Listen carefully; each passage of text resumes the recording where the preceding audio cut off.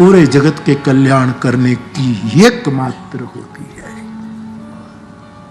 किसी के आगे या किसी के पीछे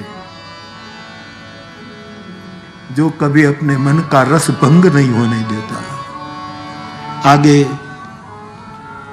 प्रशंसा की, पीछे निंदा की और जीवन का रंग रस टूटा, ऐसा ये सब बहुभूति कथित साधु के लक्षण है। रवि समर्थ है क्योंकि सूर्य में कोई दोष नहीं है, सूर्य में कोई दोष नहीं है। दोष हमारा यही, बहुत धूप लगे आपको तो छाता ओढ़ लो, निर्णय तुमको, दरवाजे बंद कर दो। सूर्य में कोई दोष नहीं। तुलसीदास जी जो दृष्टांत, रवि पावक, अग्नि में पावक का एक अर्थ होता है परम पावित्र, पावक, अग्नि में कोई दोष नहीं, इसलिए कोई भी आहुति डालो स्वीकार कर लीजिए। और गंगा बह रही है, उसमें कोई शुभ पानी भी गिर जाएगा, कोई मल भी डाल देगा, लेकिन गंगा निर्दोष है, मूलतः निर्दोष है, इसलिए उसको कोई दोष नहीं है, इसलिए समर्थ। रवि पावक सुरसरी की नाई, तो ये अर्थ बिल्कुल गलत अर्थ समाज में बहुत चला कि यहां तुलसीदास जी ने समर्थों का पक्ष लेकर बचाव किया है। जो बड़े हैं भाई उसको कौन सा दोष, वो तो कुछ भी कर सकते हैं, चलो भाई बड़े आदमी जो ठहरे, लेकिन ये नहीं, यहां बड़े की व्याख्या की गई है, समर्थ की व्याख्या की। और समर्थ शब्द जब लगाया तो फिर संस्कृत का ये वाक्य भी समझना पड़ेगा, कर्तुम अकर्तुम अन्यथा कर्तुम समर्थ। समर्थ की व्याख्या तो शास्त्र में ये है, जो निर्दोष है वो समर्थ है। इसलिए माणिक शाह का बच्चा उसकी मूंछ खींच सकता है, उसकी टोपी उड़ा देता। इतना ही नहीं, माणिक शाह के वचन में बोल रहा हूं कि बापू मेरा पोता कभी कभी कहता है दादा घोड़ा हो जाओ, और मैं घोड़ा हो जाता। समर्थ वो है जिसमें कोई दोष नहीं है। तो कभी कभी ऐसे गलत अर्थ लग जाते।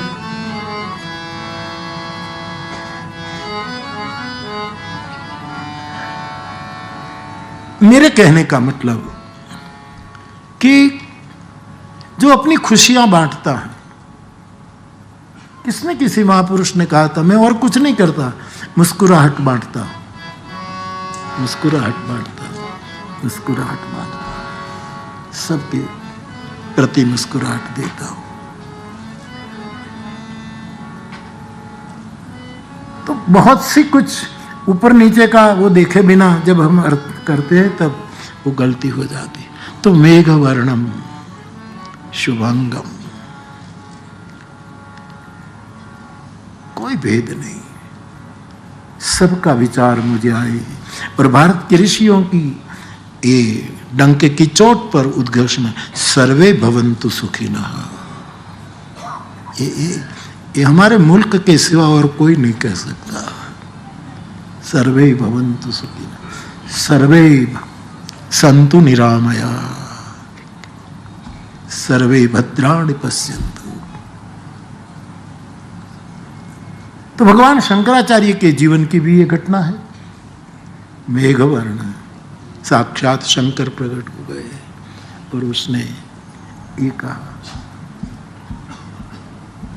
मैं आपके साथ घर में बैठकर बातें करता हूं, ऐसे बात कर रहा हूं, क्षमा करे, इसलिए अन्यथा मत लेना।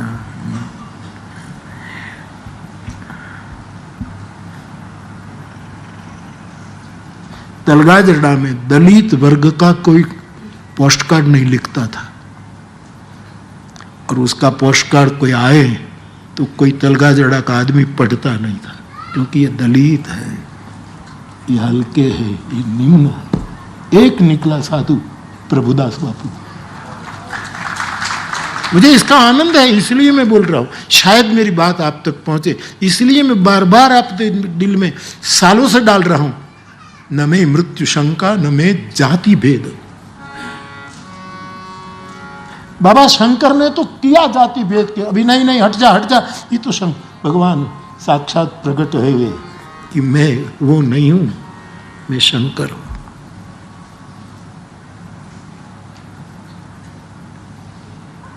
कोई हमारे गांव के सब जो ऐसे जिसको तिरस्कृत अस्पृश्य माने गए उस जमाने की बात, उस समय की बात, उसके कोई बेटे कोई कमानी करने के लिए मुंबई जाए, बेचारा पोस्ट कार्ड लिखे तो कोई पढ़े नहीं, न हमारे गांव का टीचर पढ़े, न तलाटी कम मंत्री पढ़े, न पुलिस पटेल पढ़े।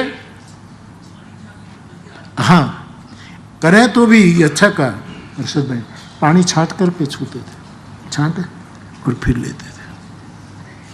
और मैंने देखा बचपन में प्रभुदास बापू कहते आओ, और दूर नहीं बैठो, और पहले सावित्री माँ को कहे पहले इसको चाय पिला, ये मेघवर्ण चाय पिला। और आधे रकबे में वो चाय पिए, बापू भी चाय पिए, और उसका खत पढ़ देते थे, उसका खत उसके बेटे के नाम लिख, ये मेघवर्ण। और ये बात मैं मेरे फ्लावर्स के दिल में डालना चाहता हूं कि न में जाति भेद। हमारा सनातन धर्म ये कहता है, ये मेघवर्ण। ये तो पहली बार कह रहा हूं जो मेरी आंखों से देखा हुआ, लेकिन एक बात तो मैं अर्षद भाई कहता रहता हूं कि जब कोई ऐसे अस्पृश्य लोग कुछ खरीद करने के लिए तलगाजड़ा के बाजार में आए तो उसको पीछे माता जी हो तो उसको बावल के जरड़ू बांधवा में आवे ताकि ये जाए, यार ये जरड़ू है ना पगला भूसी नाक है, क्योंकि ये अस्पृश्य है, उसके कदम नहीं रहने चाहिए। मैं नाम भूल गया, कलू भाभी या कुछ नाम था जिसको हम भाभी कहते थे, मैं छोटा था तब हम भाभी कहते थे। एक बार ऐसा हुआ कि वो कुछ खरीद करने आई, चाय भूखी कुछ, तो वो तो बेचारे को ये जरड़ा बांधना पड़ता है ताकि उनके जाए तो उसके पैर के कदम के निशान मिट जाए। जो आई उसने दूर खड़े खड़े नेमचंद काका शेठ थे, तो उसने उसको चाय भुक्की दी, पैसे दूर से ले लिया। बगल में ईश्वर काका की दुकान थी, मैं वहाँ बैठा था, काका भोजन करने गए थे तो मैं उस समय वहाँ बैठता था, तो मैंने ये सब देखा। और फिर जाओ जल्दी जाओ, नेमचंद काका कहे जल्दी जाओ, चलो चलो चलो चलो जाओ। तो बेचारी जल्दी गई ना तो वो जरूर छूटी गई। राम जी मंदिर के पास वो जो पीछे का जरड़ा छूट गया। अब उसको गांव वाला कोई ले ही ना, कोई हटाए ही ना, कोई लेना। ये तो सब जीवन की बातें मैं आपसे पेश कर रहा हूं। और उसी समय सावित्री मां पानी भरकर निकली, पानी का घड़ा लेकर। उसने ये दृश्य देखा, गया, मुझे पुकारा, इधर आ तू। एक कलू भाभी निकली थी कि हाँ, उसका ये जरड़ा क्या, उसको कोई हटा नहीं रहा ना, तो एक काम कर, वो जरड़ा ले आ और टुकड़ा करके आज इस जरड़े चूल्हे में डालकर मैं तेरी रोटी बनाऊंगी। न मैं जाति भेद। ये मेरे कुछ अनुभव है, मैं आपको, ये मेरी आत्मकथा है, या ये मुरारी बापू की बात मैं अपने मुंह से कहूँ, उसका अन्यथा अर्थ मत लेना, लेकिन कम से कम ये संदेश पहुंचे आपके तक। उसको कहते हैं मेघवर्ण। गांधी मेघवर्ण है, विनोबा जी मेघवर्ण है, ठाकुर रामकृष्ण परमहंस मेघवर्ण है, रमण मेघवर्ण है, गंगा सती मेघवर्ण है। जितने महापुरुष हुए हैं, तो मुझे राजेश भाई पिंड्या ने तो मुझे आज लिखा, एक पत्र लिखा, उसमें लिखा कि बापू आप कल बोल रहे थे तो मुझे याद आया, कोई विष्णु प्रसाद, कोई मध्यकालीन या कोई महापुरुष ने रामायण पर संशोधन किया, उसका एक उसका लिखा है, वो तो कोई बात नहीं, मुझे याद है। तो उसने लिखा है कि बापू भगवान राम शबरी के आश्रम में गए तो प्रभु ने जाकर, रामायण तो अनेक है, अनंत है, शतकोटि, चरितम रघुनाथस्य शतकोटि प्रविस्तरम, शतकोटि रामायण है, सबकी अपनी अपनी राम कथा है। तो उस महापुरुष ने तो अपने लिख कर, उसका नाम भी विष्णु प्रसाद या कुछ ऐसा है, और विष्णु का प्रसंग चल रहा है, तो मुझे लगता है कि अवसर, तो आपने भेजा मुझे अच्छा लग रहा है। उसमें प्रसंग लिखा है कि भगवान राम पंपा सरोवर गए और शबरी स्वागत करती है। तब भगवान राम ने कहा हमको प्यास लगी है। तो शबरी कहे पानी तो नहीं है। तो बोले पानी नहीं है, पंपा सरोवर के तट पर तेरी कुटिया है, झोपड़ी है, और पानी नहीं। बोले पानी तो बहुत है, संत हृदय जैसा जल भरा है तुलसी के मत में पंपा सरोवर में। लेकिन तथाकथित उच्च वर्ण हमें वहां से पानी लेने को मना करते हैं। तेरी बनाई ये दुनिया, जल तूने बनाया, अब तेरी भी प्यास नहीं मिटेगी, रहो प्यासा। बोले इतना बड़ा कि हाँ हम वहां पानी नहीं ले पाते।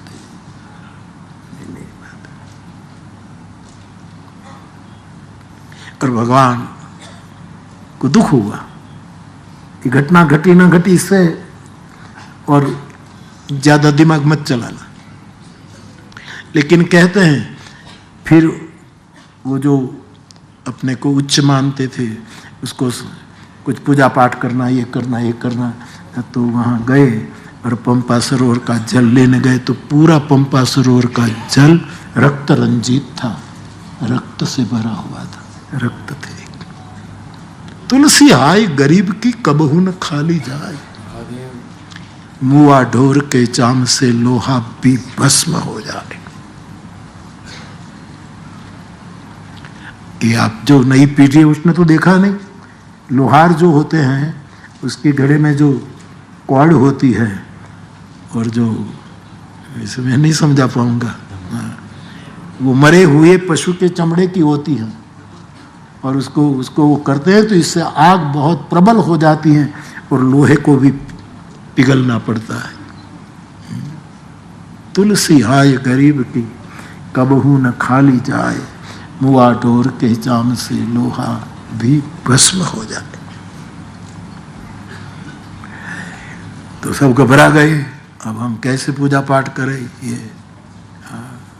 तब सबने भगवान को पुकारा। तो भगवान ने कहा कि अब तो ये ऐसा ही रहेगा। अरे महाराज हम जाए कहाँ,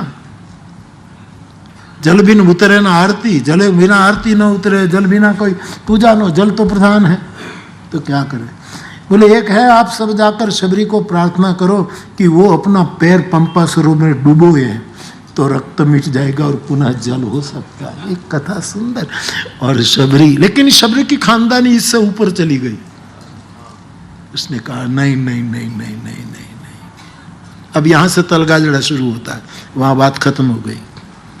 लेकिन शबरी की ऊंचाई उससे भी आगे गई कि नहीं नहीं नहीं, मैं पैर डालूं जल में और किसी हमारे उच्च लोगों का दिल डूब जाए, मुझे ऐसा नहीं करना है। तो भगवान का इस समस्या का करे क्या। बोले महाराज एक काम करे। बोले क्या। आप यहां बैठ जाओ, आपकी मैंने मानी, आप मेरी माने। तो भगवान बैठ गए। और फिर शबरी ने कहा मैं आपका चरण धो लूं। तो बोले तू तो कह रही जल नहीं है। बोले नहीं, गड़े में नहीं है, आंखों में तो है, और मेरी आंख का जल कोई रोक नहीं पाता, चाहे कोई भी आए, ब्रह्म तू भी नहीं रोक पाता। और कहते हैं शबरी भगवान के चरण प्रक्षालन करती हैं और एक दोने में या जो भी मिट्टी का बर्तन होगा उसमें भर लेती है और कहे ये जल पंपा सरोवर डालो, हम अछूतों का जल से क्या हो, हे मालिक तेरा जल काम करता है। और वही जल पंपा सरोवर में डाला गया, फिर जौ का त्यों बना। न में जाति भेद न में मेघ में तो अब तो ये सब बहुत खत्म हो गया करीब, लेकिन मैं उसको आप अपने घर में जो सेवा कर्मी हो ना, रसोईया हो, पोता करता हो, कपड़े धोता हो, ये इनके प्रति भी भेद मत रखना। ये सब हमारा वसुधैव कुटुंबकम, ये सब हमारा, हाँ सब अपना अपना काम जरूर करें। अब रसेश के ऑफिस में जाकर उसके घर में जो कोई क्या कहते हैं, जो पोता मारता हो, वो इसके ऑफिस में जाकर थोड़ा काम करेगा। रसेश को थोड़ा कहेगा कि तुम नीचे बैठो, लो हाँ, मैं फाइल सब क्लियर करूं, तो एक एक कथा न करी सके, इतना गोटा कर दे साहब, लेकिन वो नहीं करेगा। लेकिन हम उसको इस भाव से देखें, न में जाति भेद।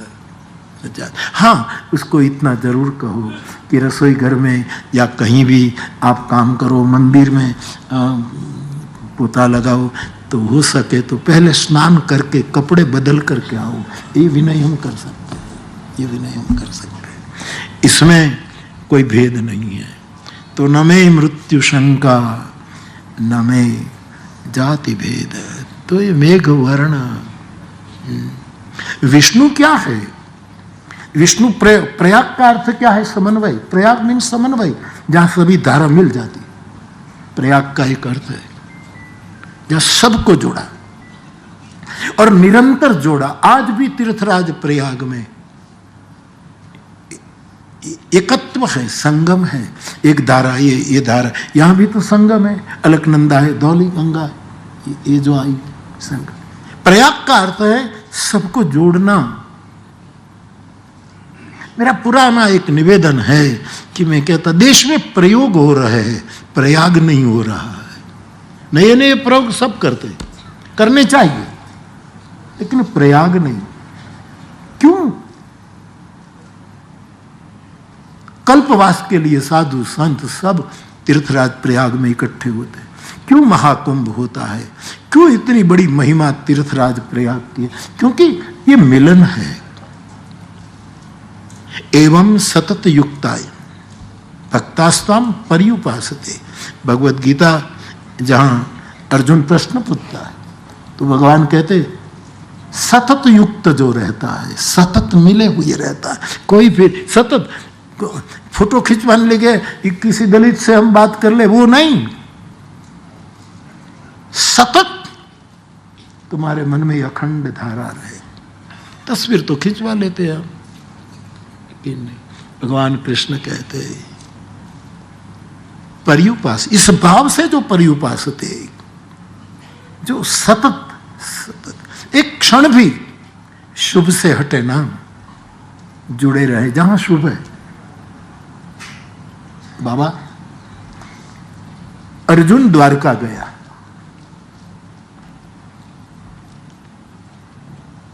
और गया तो अपनी यात्रा से उसको श्रम हुआ, बहुत थक गया।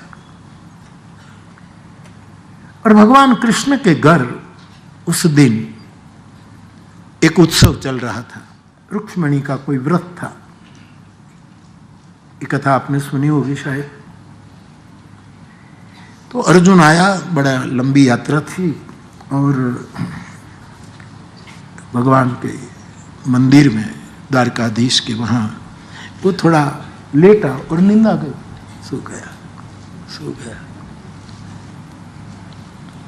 नित्य युक्ता जिसको कहते, सतत युक्त रहना, निरंतर युक्त रहना, जुड़े रहना, इस प्रसंग से सरल हो जाएगा। इसलिए मैं आपको ये कहने जा रहा हूं।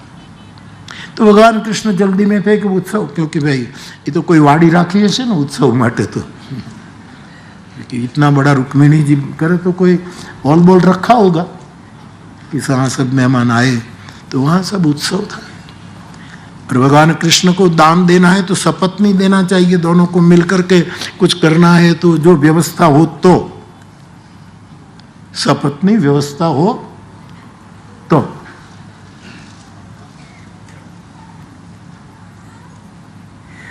और वहां देर हो रही है, रुक्मिणी जी प्रतीक्षा कर रही है, अभी भगवान नहीं आए, आए तब आगे बढ़े।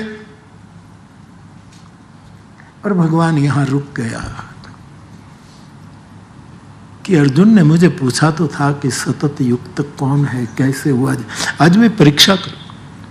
तो इतना गहरी नींद में सो गया। लेकिन कृष्ण खड़े हैं, पूरा घर परिवार वहां उत्सव में, छोटे बड़े सब, केवल गोविंद और ये अतिथि के रूप में आया अर्जुन। तो भगवान कृष्ण उसको उठाने की कोशिश करे कि उसको भी ले चलो भाई, चल चलो, घर में उत्सव है, अच्छे मौके पर आप आ गए। तो जैसे निकट गए तो अर्जुन बिल्कुल प्रगाढ़ निद्रा में सोया है। और कृष्ण ने सुना, क्या सुना? पैरवी धीरे धीरे धीरे सोया है। हरे कृष्ण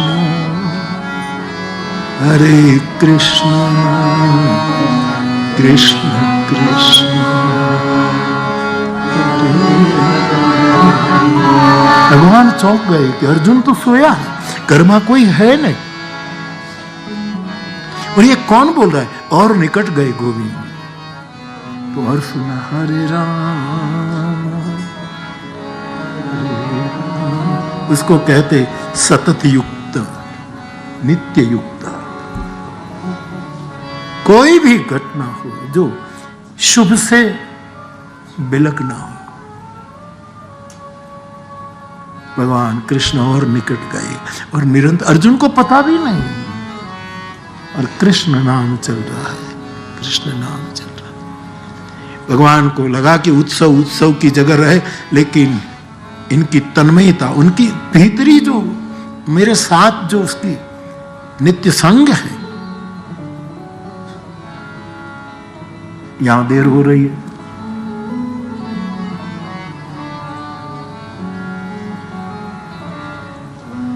नारद जी थे वहां।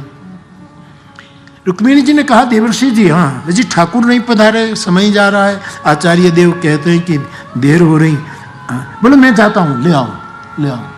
और नारद जी गए और उसने धुन सुनी, वही धुन, हरे कृष्ण हरे कृष्ण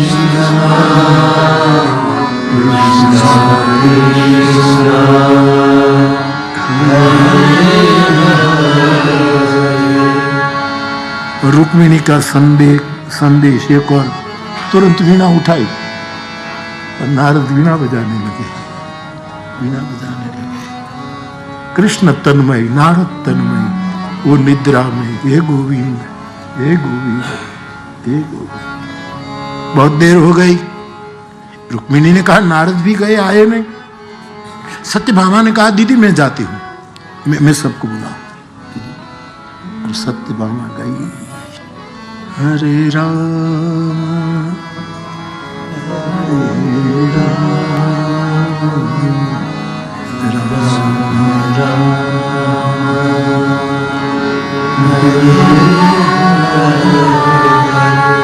सत्यभामा भी अपने आप को खो बैठी।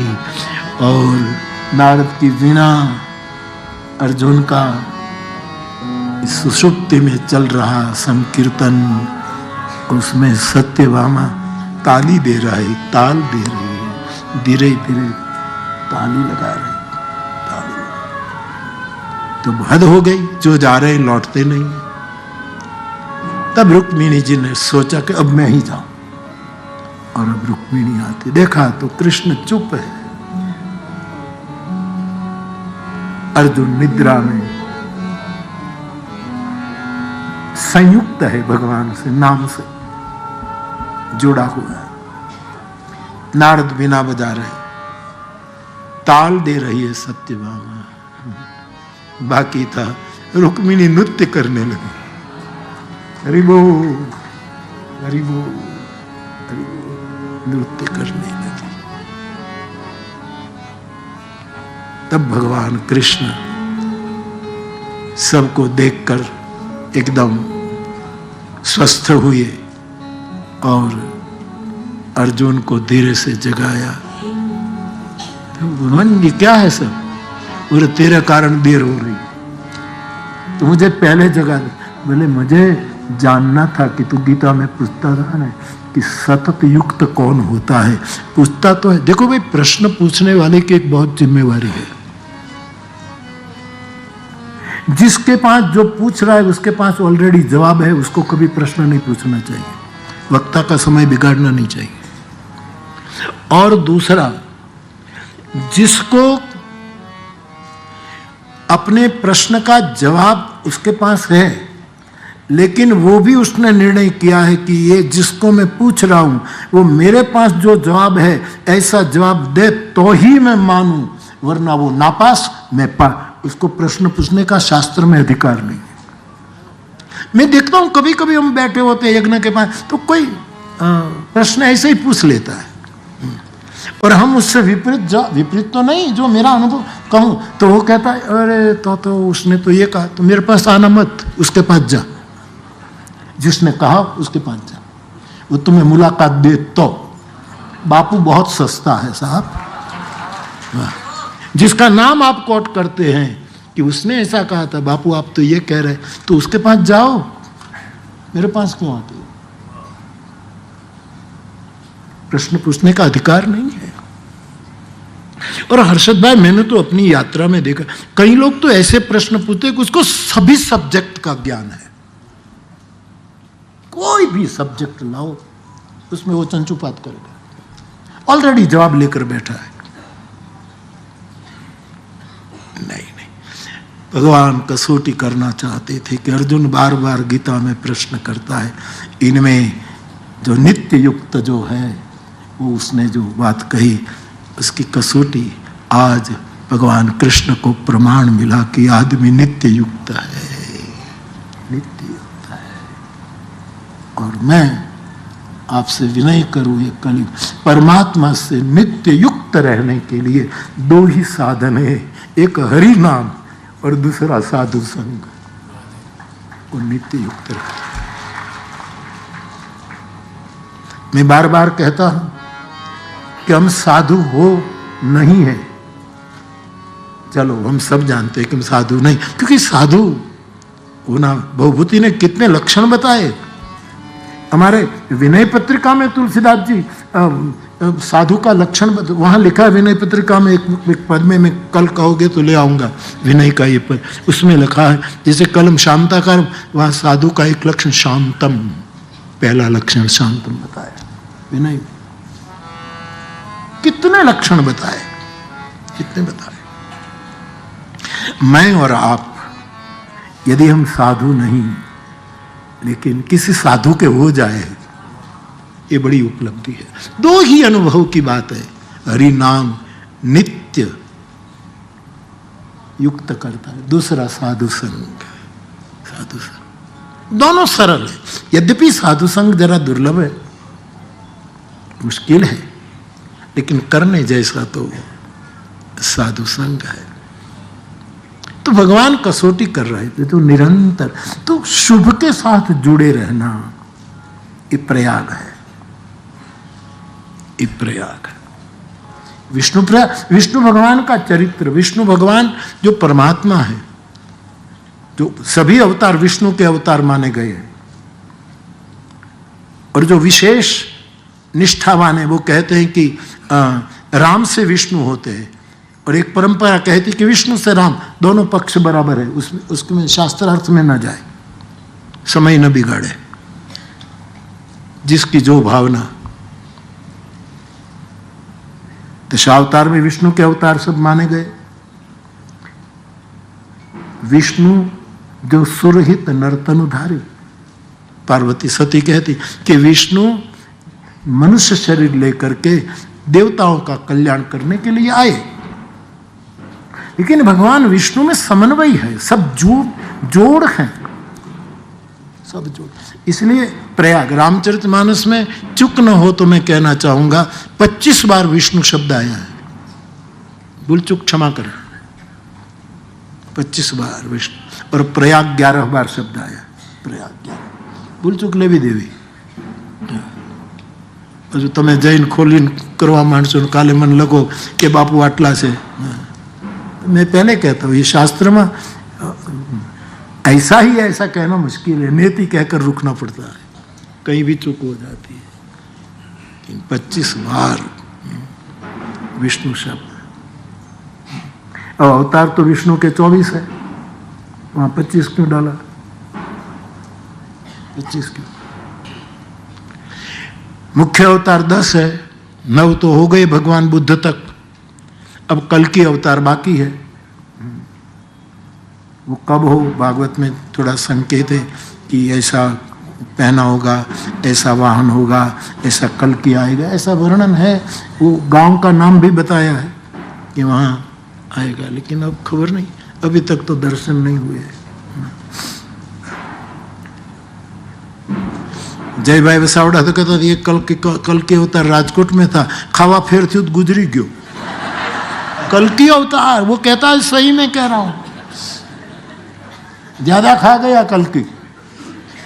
जिसको कल की खबर नहीं वो कल की कहलाते हैं. साहब है गजब. जिसको कल की खबर नहीं है, लेकिन ये अवतारों में आता.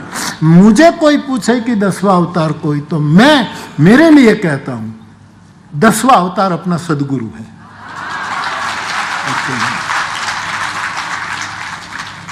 क्यों 25 बार विष्णु शब्द है?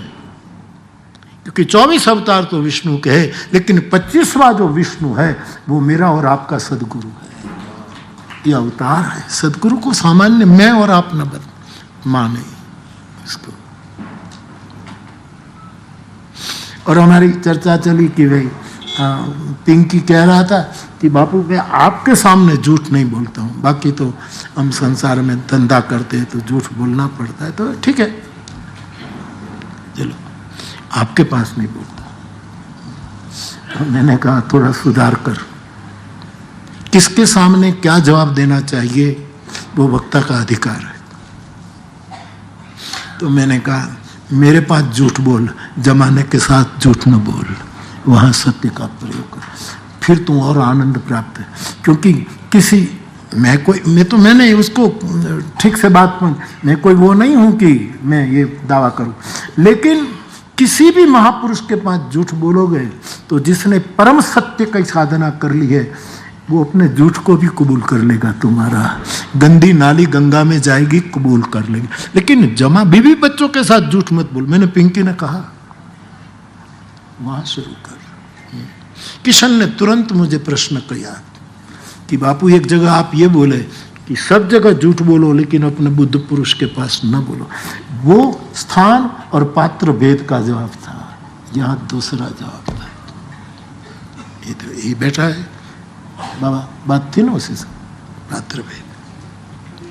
सत्यवादी होगा ना वो दूसरे का झूठ सहन नहीं कर पाएगा, लेकिन जो परम सत्य जिसने साध लिया वो दूसरे के झूठ को भी कबूल करेगा और ऐसे कबूल करेगा कि उसको झूठ को सत्य में परिवर्तित कर देगा. मरी हुई मछली को जैसे दमयंती का हाथ लगता था और मत्स्य जीवित हो जाते थे, ऐसा ये चमत्कार शब्द तो मैं नहीं यूज करूं. 10वां अवतार मेरा और आपका बुद्ध पुरुष, वो तो होगा ही कल की. भगवान हो, शास्त्रों ने कहा तो होगा, लेकिन अब ये मोड़ू करे છે યાર. ક્યાં સુધી તો આપણે રહીએ તો ને, અને આવ્યા એ મારા પહેલા ગુજરી ગયા, હવે એનું શું કરું? जो आए 2-3. अपने कहाँ कथा करते थे भाई? हाँ, श्रीरंगम में हम कथा कर रहे थे, बराबर. दानाभाई इनके साथ तो हम पोथी लेकर के भगवान श्रीरंग के मंदिर में, जहाँ कंब ने रामायण लिखी, अद्भुत रामायण लिखी महर्षि कंब ने, वाल्मीकि का पूरा आधार लिया. तो हम गए, दर्शन किया नहीं तो धाम धूम से 200-300 लोग जय जयकार करते हैं. और एक किसी ने काले कपड़े पहने थे. और तो हम जिज्ञासा बस पूछा कि ये क्या कोई उत्सव है? बोले नहीं बापू, इकड़म तड़कणी कल की एम तमिल में बोला, ये तो यानी भाषा में बोले कल की भगवान जो हो, हमें उसकी आलोचना का कोई अधिकार नहीं. लेकिन मैं ये कहता हूं हमारा बुद्ध पुरुष ये 10वां अवतार है. ये 25, इसलिए शायद 25 बार विष्णु शब्द आया होगा, इसलिए शायद होगा। मैं बहुत अनुभव करता हूं, मुझे पूछते हैं, मैं जवाब देता हूं। फिर क्या कृष्णमूर्ति ने ये कहा, तो मैंने कहा वहां चले जाओ, साउथ में चले जाओ, या तो कृष्णमूर्ति जहां रहते थे आखिर में, और अब तो वो यहां नहीं है, वो जहां हो वहां चले जाओ। मुझे क्यों परेशान कर? प्रश्नकर्ता की एक आचार संहिता है। अर्जुन ने बेकार प्रश्न नहीं किया है साहब, और कृष्ण ने इस प्रसंग के थ्रू कसौटी भी कि नित्य युक्त की बातें पूछता है, और कृष्ण की परीक्षा में ये शुभ से कभी हटना नहीं। एक दूसरा प्रश्न आया है,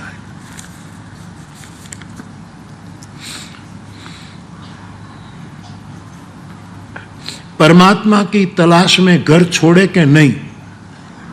उदयराज अयोध्या से आया है कोई मेरा फ्लावर।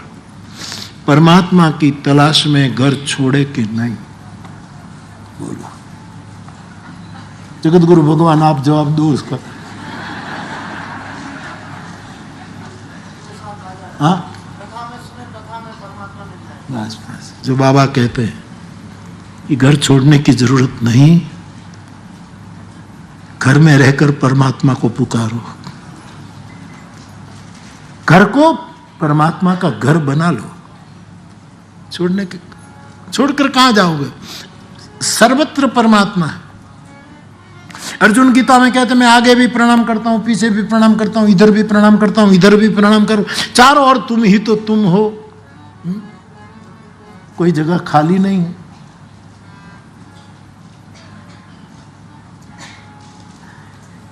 जगत गुरु का वचन है कि नहीं छोड़ना, तो मैं तो इसी पक्ष में कि छोड़ना नहीं। अयोध्या में पहुंचने के, अयोध्या में रहने के बाद अयोध्या छोड़कर कहीं परमात्मा की खोज करनी है। 500 साल से नहीं आया, वो अब आकर बैठा है, ध्वजा फहर रही है वहां। अब इस अयोध्या को छोड़कर कहां जाना है सर? कहां जाना? तो उदयराज जी, मेरा विनम्र अभिप्राय, फिर भी आपने लागीज गई हो,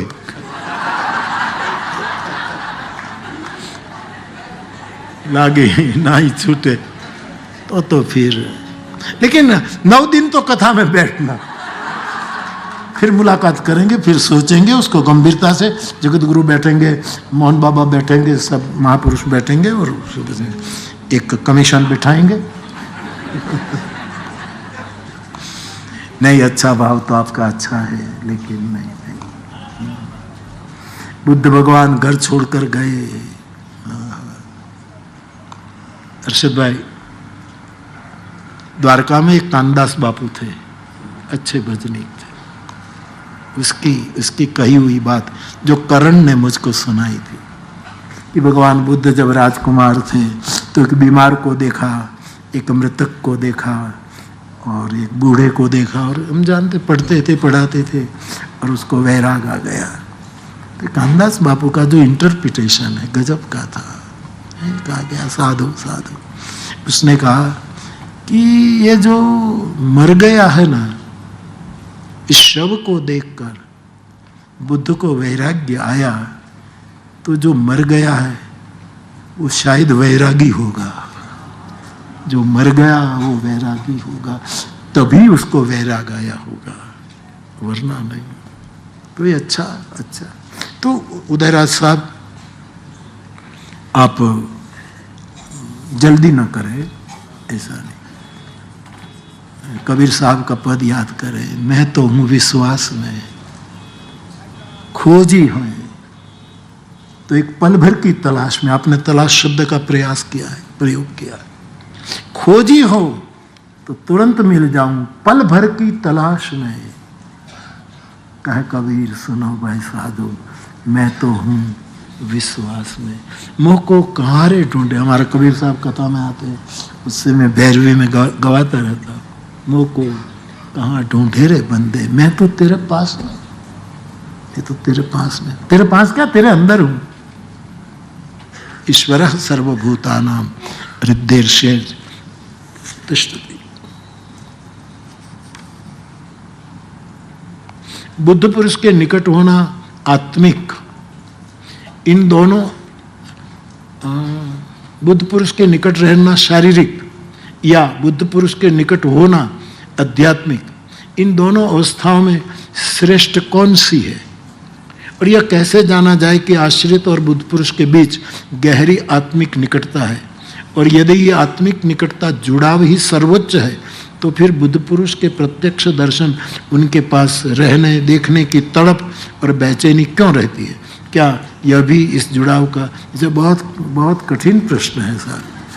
मारे 1 वर्ष સુધી આનો અભ્યાસ કરવો પડશે। हाँ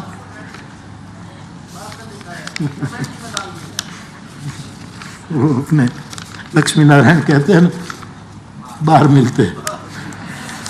नहीं, आपका प्रश्न बहुत अच्छा है, मैं मेरे अनुभव में आएगा तो फिर बाद में कहूँगा साहब, ऐसे ही आपको जवाब दे दूँ तो ठीक नहीं है। तो साहब, विष्णु प्रयाग, प्रयाग का अर्थ है जुड़ जाना, युक्त हो जाना, शुभ से हटना नहीं, बिलगाव नहीं, ऐसा। और भगवान विष्णु में तुलसीदास जी की चौपाई का आश्रय कर लो।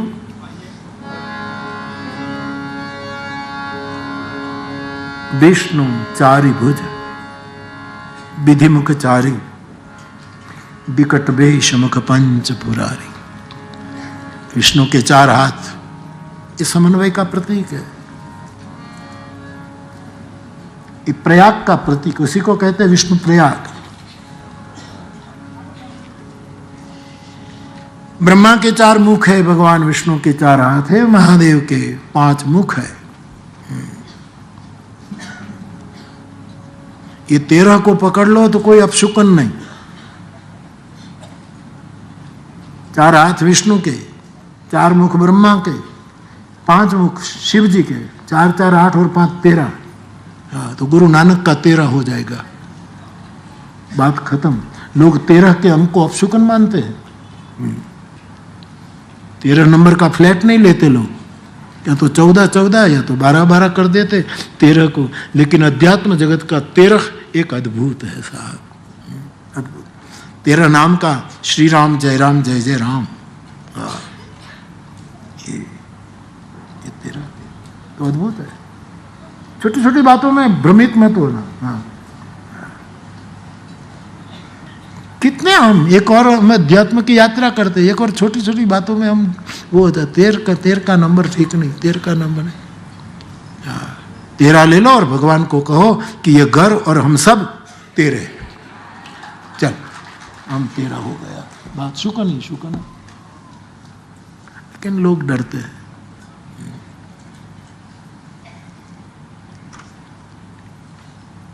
तो 4 हाथ विष्णु भगवान के, 4 मुख ब्रह्मा जी के, 5 मुख भगवान महादेव के, ये 13 पकड़ ले, ब्रह्मा विष्णु महेश।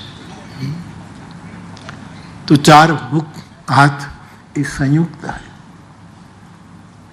इसका थोड़ा विचार करें प्रसंग के अनुसार। ये मिलन है, प्रयाग है, संगम है। और हम सब जानते हैं कि ये 4 हाथ में क्या क्या रखा है प्रभु ने।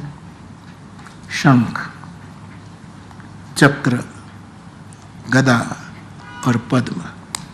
ठीक है, शंख चक्र, नमो शंख चक्रम गदा पद्मधारी, लोक बोली में स्तुतियां। ये समन्वय है, ये चारों जरूरी है। एक ही परम तत्व के साथ जुड़ी 4 वस्तु का प्रयाग है, ये शुभ मिलन है। शंख, शंख श्वेत होता है, सफेद होता है। कई लोग आज शंख को केसरी रंग का कलर लगाकर भी बेचते हैं, और ज्यादा केसरी नहीं, जरा उड़ उड़ केसरी, उड़ उड़, हमारे ने हिंदी के हम करते हैं तो लाइट केसरी, जो उड़ उड़ राखो न।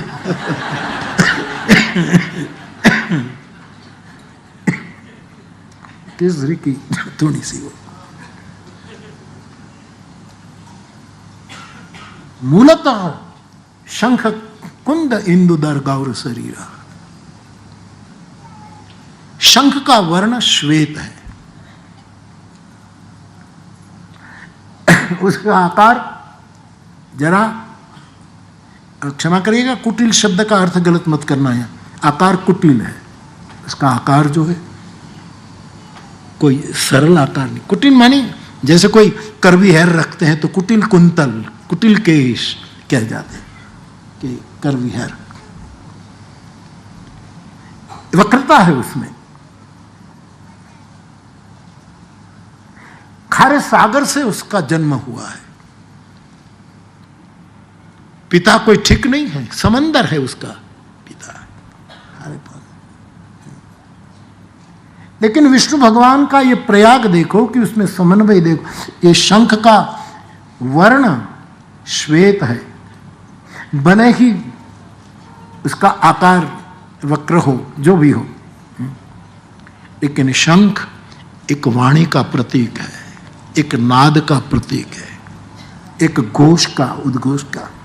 व्यक्ति की वाणी श्वेत होनी चाहिए, बनावटी नहीं। श्वेत दो टूक वाणी।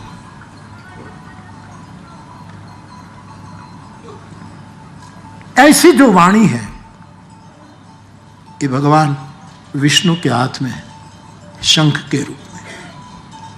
शंख निमंत्रण है, युद्ध का और बुद्ध का, दोनों का निमंत्रण है। महाभारत का युद्ध शुरू हुआ तो सभी ने शंख बजाए, आप जानते हैं गीता में सबने अपने अपने शंख बजा दिए। और जब किसी को बुद्धत्व प्राप्त होता तब अस्तित्व शंख ध्वनि करता है। बुद्ध और युद्ध दोनों के बीच में आजकल जो युद्ध दुनिया में चल रहा है, जो आजकल है, उसमें शंख नहीं बजता है। मुझे ये शब्द यूज करना ठीक नहीं लगता। शंख के साथ एक शब्द और जुड़ा हुआ है, व्यंगात्मक शब्द है। अर्थहीन आदमी होता है, कब क्या निर्णय, उसके लिए ये शंख वाला शब्द प्रयोग किया जाता है गुजराती भाषा में, तो हम ये नहीं बोलेंगे। वाणी मधुरो वाचा नियम विभूति। साधु कौन? यानी वाणी मधुर हो और वाणी पर उसका कंट्रोल हो, विभूति। रहस्यम साधु नाम निर्भदी विशुद्धम विजयते, ऐसा कहते हैं। शंख एक आवाज का प्रतीक, ऐसी वाणी है।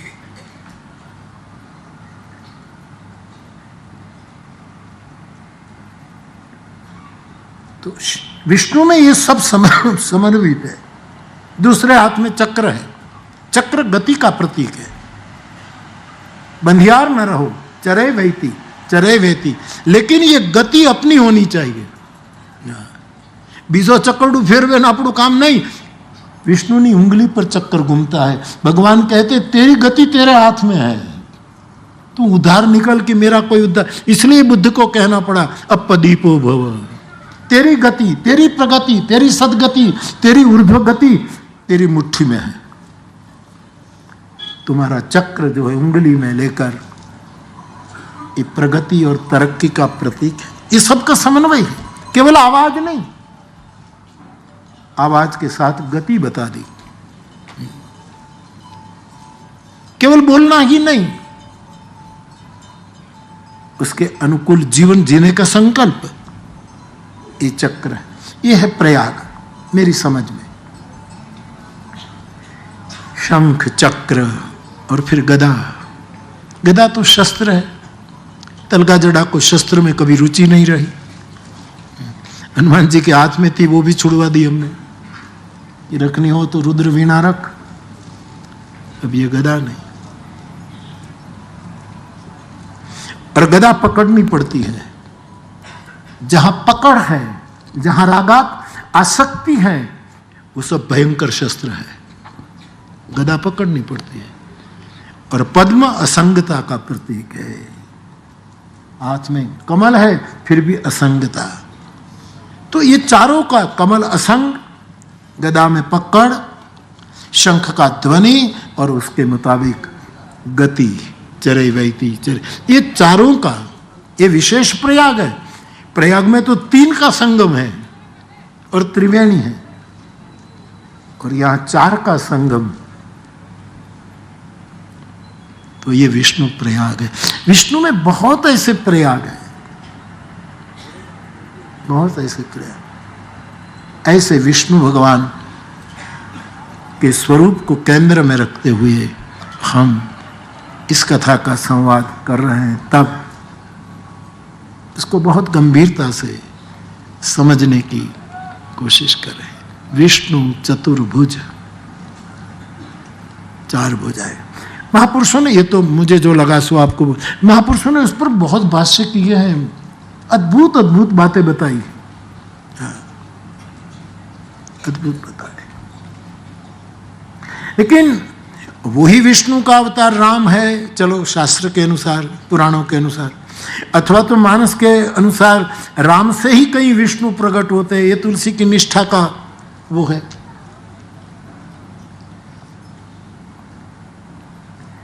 लेकिन तुलसीदास जी को रास आया कि चतुर्भुज नहीं, द्विभुज होना चाहिए हमारा परमात्मा, हमें 2 हाथ है। और विष्णु हमें ये बताते हैं कि लक्ष्मीपति होना है, लक्ष्मीकांत होना है, तो 2 हाथ से कमाओ, खूब कमाओ, और विष्णु की तरह 4 हाथ से बांटो, ये लक्ष्मीकांत होना। रसेश 2 हाथ से खूब कमाओ, आशीष को भी लगा दो, लगा दिया है ऑलरेडी, लेकिन तू कर रहा है इसलिए मुझे प्रसन्नता।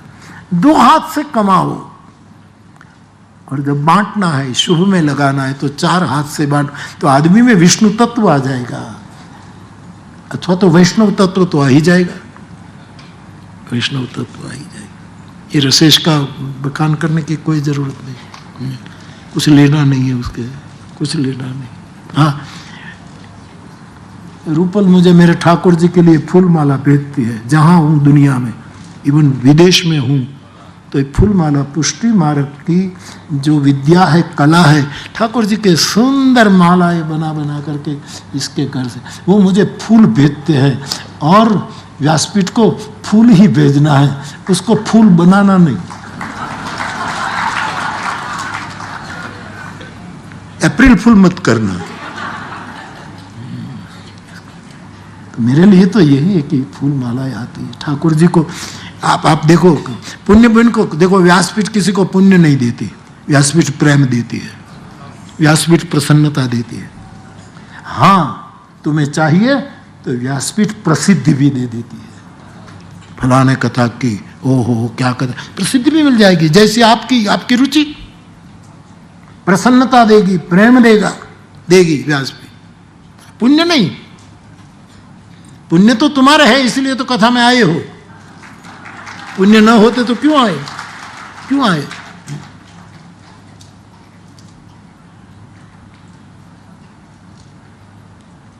व्यासपीठ प्रेम का दान करती है, और इससे प्रेमाम्बुपूरम शुभम, तो फूलमाला भेजते तो अच्छा लगता है।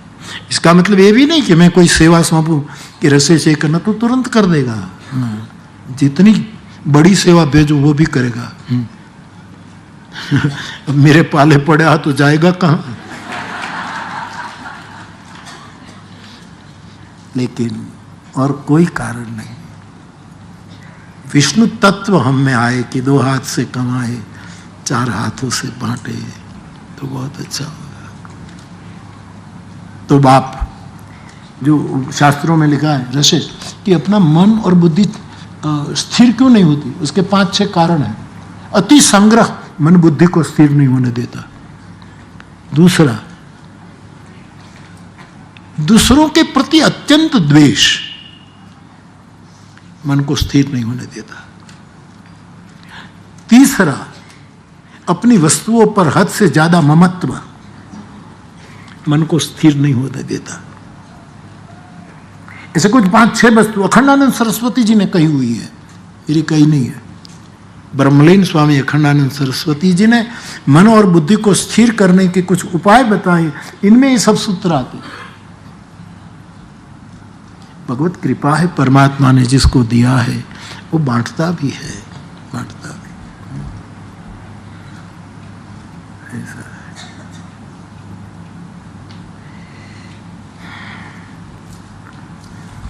हाँ जरूर, गाड़ी में पैसे रखता है, 500 की नोट है, 200 की है, 100 की भी है, और फिर क्या 100 तक है कि फिर 50 की भी है, 20 की भी है। ये सब हमारे कार में रखते हैं, तो मैं जहाँ जाता हूँ रखते हैं, बांटते रहते हैं।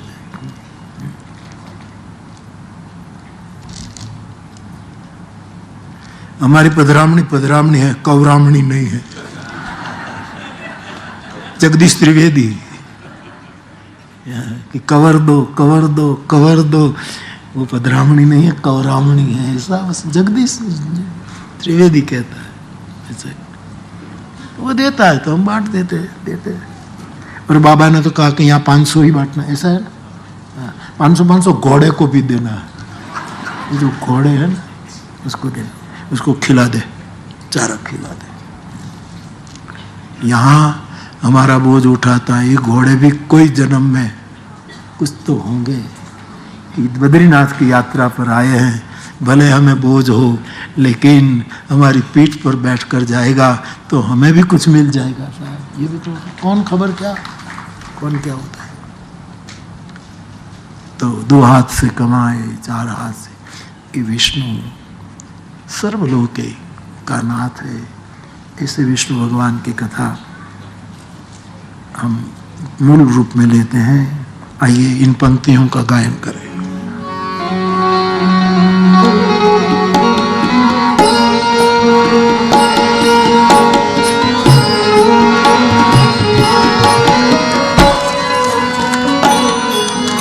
इससे पहले मुझे कल कुछ शेर मिले, सो मैं बीच में कह दूं, कुछ शेर अच्छे शेर है, मुझे ठीक लगे सो मैं आपको सुना दूं।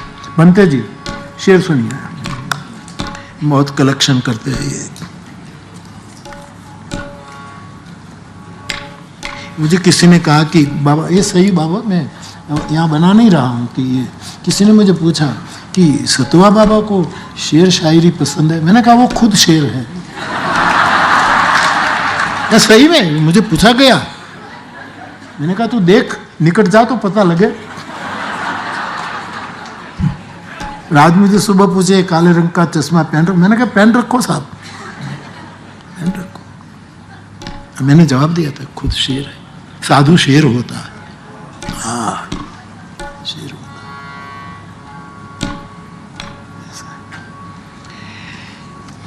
है। 1 मिनट हो मुझे,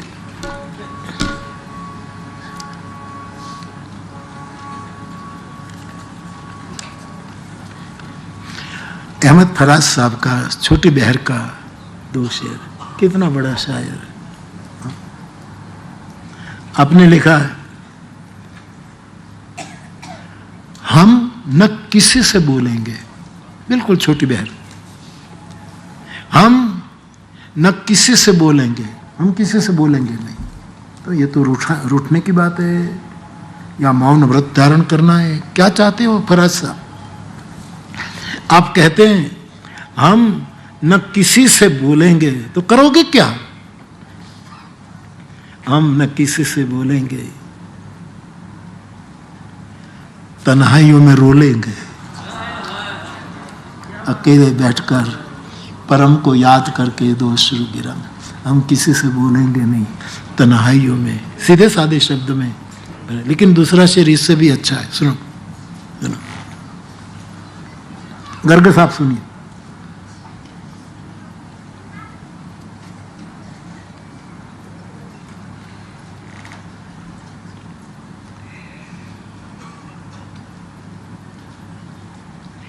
नींद तो क्या ये फराज, किसी ने पूछा कि फराज साहब आप सोते नहीं, बोले नींद तो क्या ये फराज, आती ही नहीं, क्या करे। नींद तो क्या आए फराज, मौत आई तो सो लेंगे, जब मौत आएगी तब ऐसे सो जाएंगे, कभी सोने की इच्छा। बिल्कुल छोटी बहर के शेर है।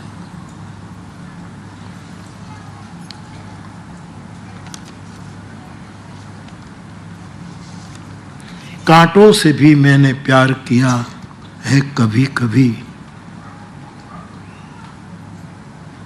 फूलों को शर्मसार किया कभी कभी।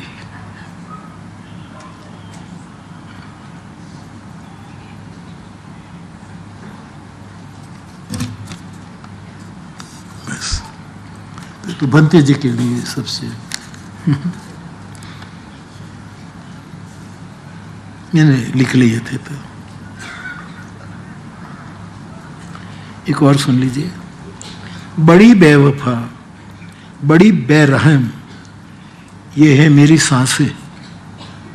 हमारी जो सांस है बेवफा है, बेरहम है, कठोर है। बड़ी बेवफा बड़ी है, बेरहम है ये मेरी सांसें। रहती है मेरे पास, चलती है किसी के लिए।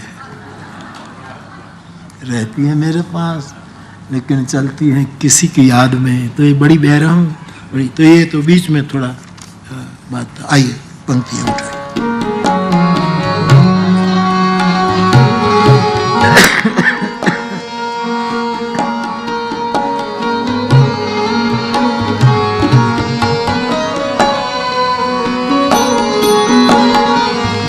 विष्णु जो सुरभित नर तनुधारी। विष्णु जो सुरहित नर तनुधारी। सो सर्वज्ञ जथा त्रिपुरारी। सो सर्वज्ञ जथा त्रिपुरारी। सो सर्वज्ञ जथा त्रिपुरारी। सो सर्वज्ञ जथा त्रिपुरारी। खोजाय सो की अज्ञा इव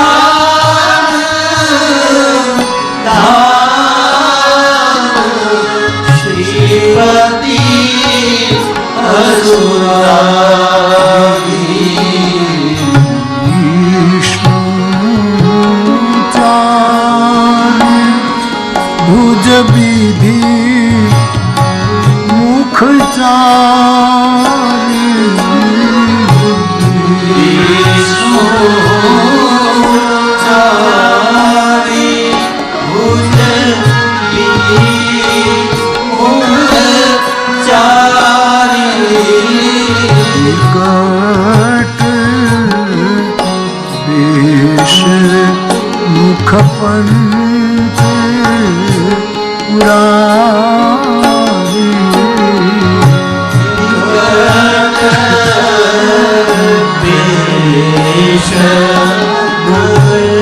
पंच पुरारी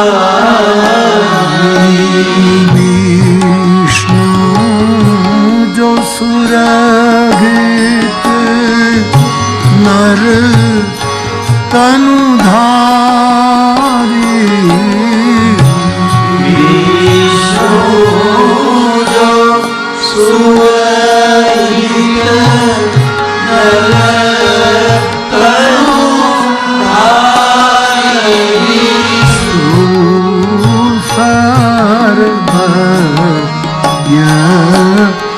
जथा त्रिपुरारी सो सर्वज्ञ जथा त्रिपुरारी नर तनुधारी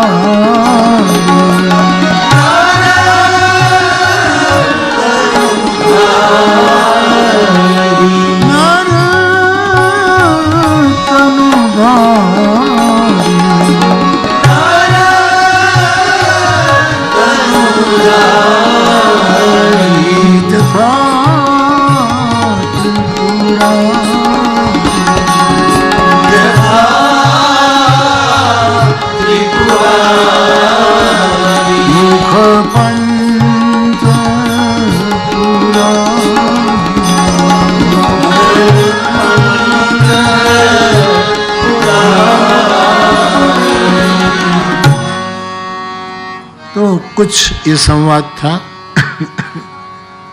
अब कथा का जो क्रम चल रहा है, कल तक पहले दिन की कथा के समापन में हमने श्री हनुमान जी महाराज की वंदना की और हनुमान तत्व जो है वो प्राण तत्व है। आदमी का प्राण बल बढ़ेगा हनुमान जी के आश्रय से। सौरभ शाह ने कुछ साल पहले हनुमान जयंती पर हनुमान चालीसा की एक एक पंक्ति पर उसने कुछ लेख किया था। तो उसने मुझे भेजा कि बापू मेरी दृष्टि से, मुझे एक महात्मा ने कहा था कि कोई तकलीफ हो तो 100 बार हनुमान चालीसा का पाठ करना, तो वो फिर